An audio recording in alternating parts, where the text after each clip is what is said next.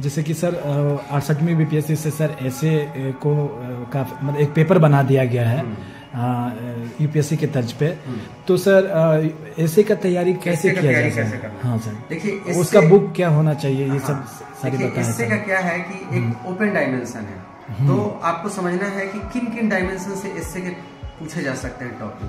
तो एक होता है पॉलिटिकल, एक होता है सोशल, कुछ जो है सो कंटेम्प्ररी है, करंट रिलेटेड है। तो आपको कोई भी एक बुक ले सकते हैं, जैसे दृष्टि की आती है या स्पेक्ट्रम की आती है, उसमें आपको पॉलिटिकल कुछ इशू मिल जाएंगे, कुछ सोशल इशू मिल जाएंगे।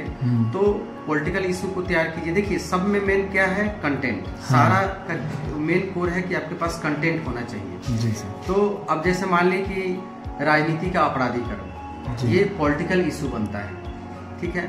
तो अब इसको क्या करना है कि आप दृष्टि का पढ़े हैं, इससे का बुक है, या स्पेक्ट्रम का है इससे का बुक, तो उससे आपका तैयार हो जाएगा। तो कोई भी एक इससे का बुक ले लीजिए, स्पेक्ट्रम या दृष्टि का, जो आपको पसंद आए, तो वहां से कुछ जो है सो कॉमन टॉपिक को पहले जो है सो तैयार कर लीजिए जी।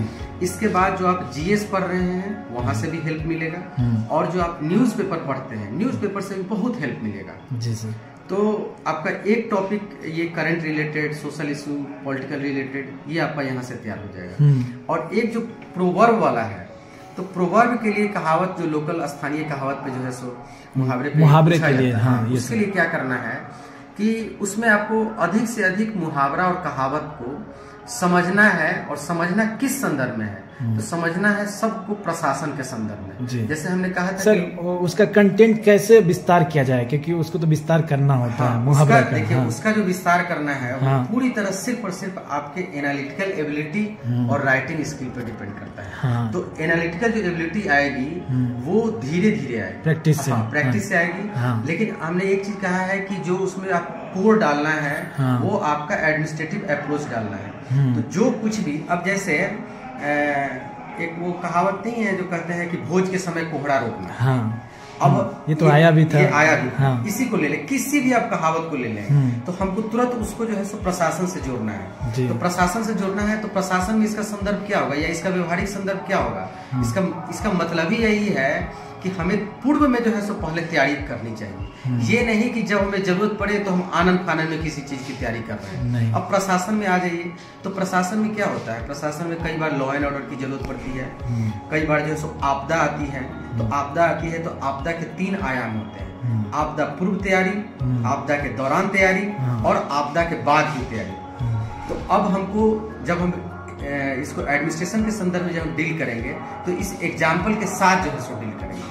तो किसी भी चीज का हमको प्रशासनिक दृष्टिकोण देखना है, और प्रशासनिक दृष्टिकोण में एग्जाम्पल क्रिएट करना है। देखिए इसमें क्या है ना कि आपको कंटेंट मिलेगा नहीं, कंटेंट नहीं मिलेगा तो आपको एनालिसिस ही करना है। तो एनालिसिस कैसे करेंगे, तो एडमिनिस्ट्रेशन के प्रैक्टिकल एग्जाम्पल को हम क्रिएट करेंगे, या कहीं आपने अपने ऑब्जर्वेशन से आपने देखा है, तो उस एग्जाम्पल को हम क्रिएट करेंगे, और उस एग्जाम्पल के साथ हम उसको डील करने की और लिखने की जो है कोशिश करेंगे जी सर।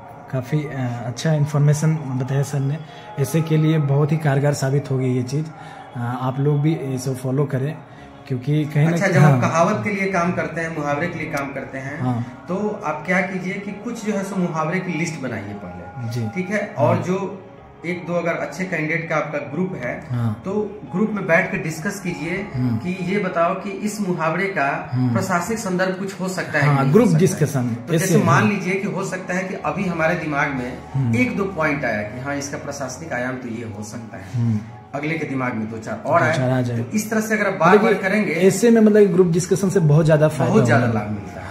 अब जैसे होता है कि जो पॉलिटिकल इशू है, कंटेम्प्ररी इशू है, करंट के इशू है, अब इसे मान लीजिए कि आर्थिक समृद्धि है, मानव विकास है, बेरोजगारी है, इस सब पे आपको कंटेंट ऑलरेडी मिल जाता है अच्छा खासा। लेकिन ये सब जो टॉपिक है इसके लिए आपको डिस्कस करना चाहिए जी सर। तो अगर आप 2-4 अच्छे कैंडिडेट के साथ अगर आपकी ग्रुपिंग है और अगर आप डिस्कस करते हैं, तो होता है क्या कि उसके दिमाग में 2-4 पॉइंट आया, इसके दिमाग में आया, तो उससे आपकी सोचने की भी क्षमता जो है सो बढ़ेगी जी सर।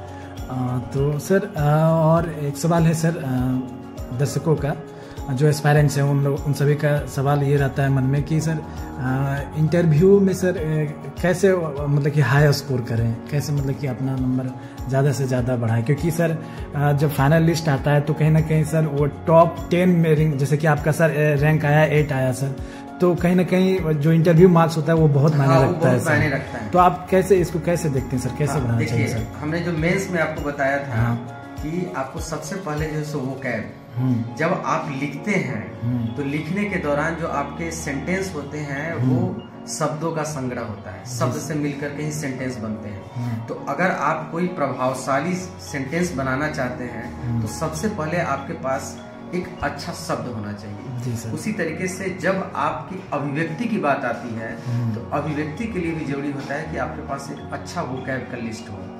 तो जो आप लिखने के दौरान यूज करते हैं उसमें भी जो है सो आप कोशिश करें कि उस शब्द का इस्तेमाल आप बोलने के दौरान करें। जी सर।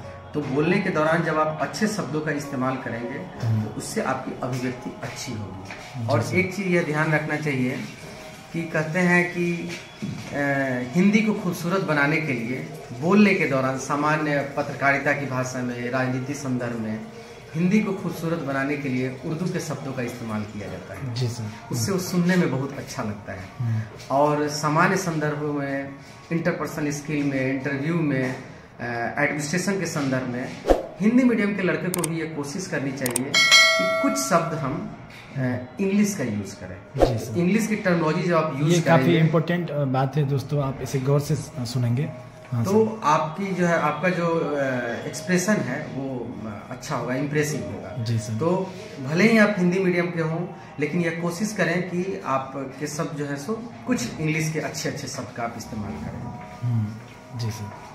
तो ओके दोस्तों, फिर इनसे एक समग्र इंटरव्यू लूँगा, पीटी मेंस इंटरव्यू कैसे कैसे प्रोसेस से आगे बढ़ते हैं और क्या क्या समस्या आती है, तो ये सारे चीज़ों को मैं एक समग्र रूप से इनका एक वीडियो बनाऊंगा और बुक लिस्ट बनाऊंगा। तो ओके दोस्तों, नेक्स्ट वीडियो में मिलेंगे। धन्यवाद। Thank you.